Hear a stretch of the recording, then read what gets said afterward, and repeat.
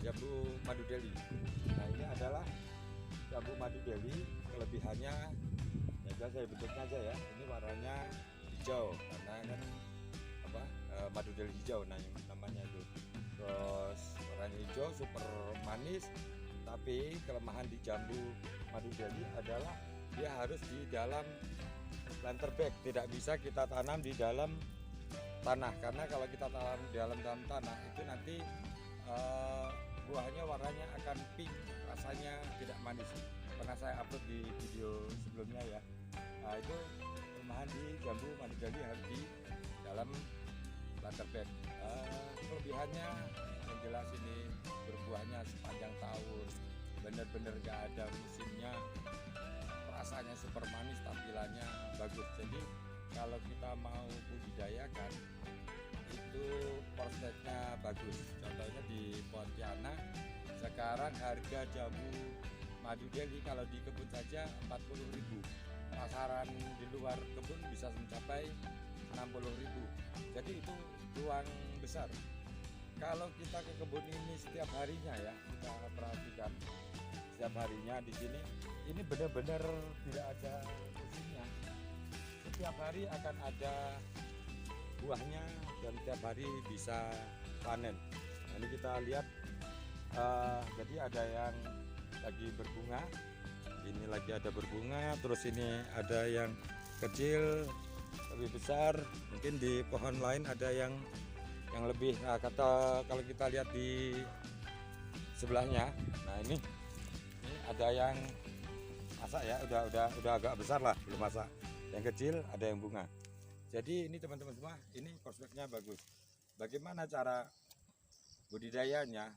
Yang jelas saran saya harus dari cangkok, karena untuk percepatan berbuah dan percabangannya lebih bagus. Medianya cukup kita pakai tanah, sekam, pupuk kandang. Pupuk kandangnya untuk di jambu madu Delhi dia harus lebih banyak, perbandingan 1:1.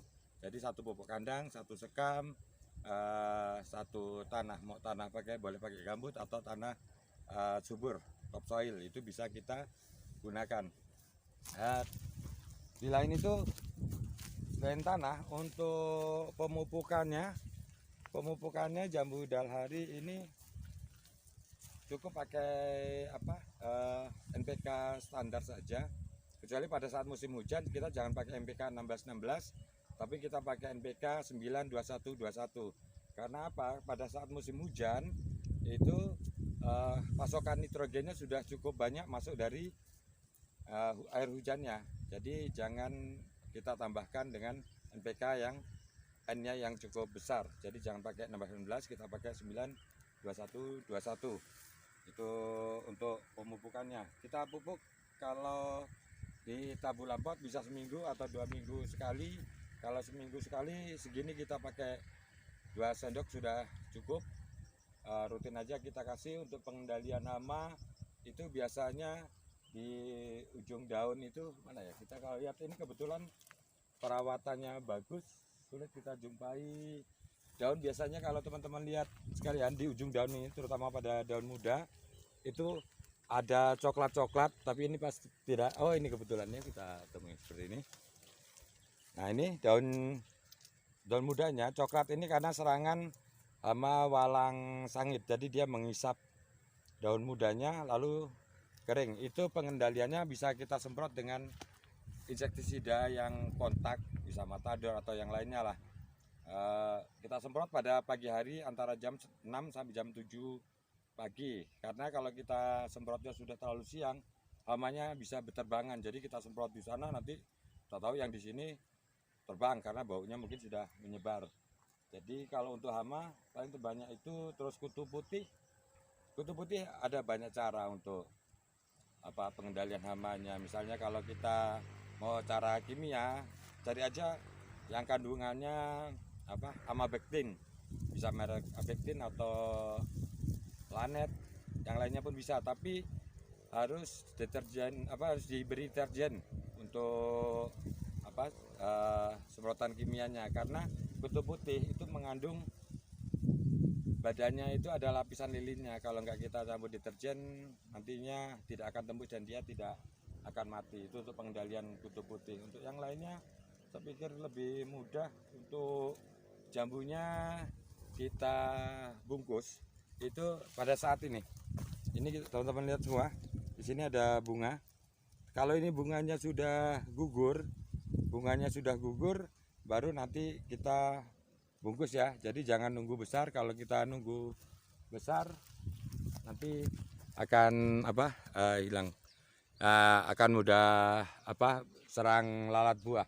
Jadi untuk pengendalian buah cukup kita bungkus saja seperti ini. Ini nanti akan banyak ya, banyak seperti ini. Akan kita seleksi, akan kita kurangin. Yang rusak-rusak seperti ini, ada hitam-hitam atau rusak, kita jarangi.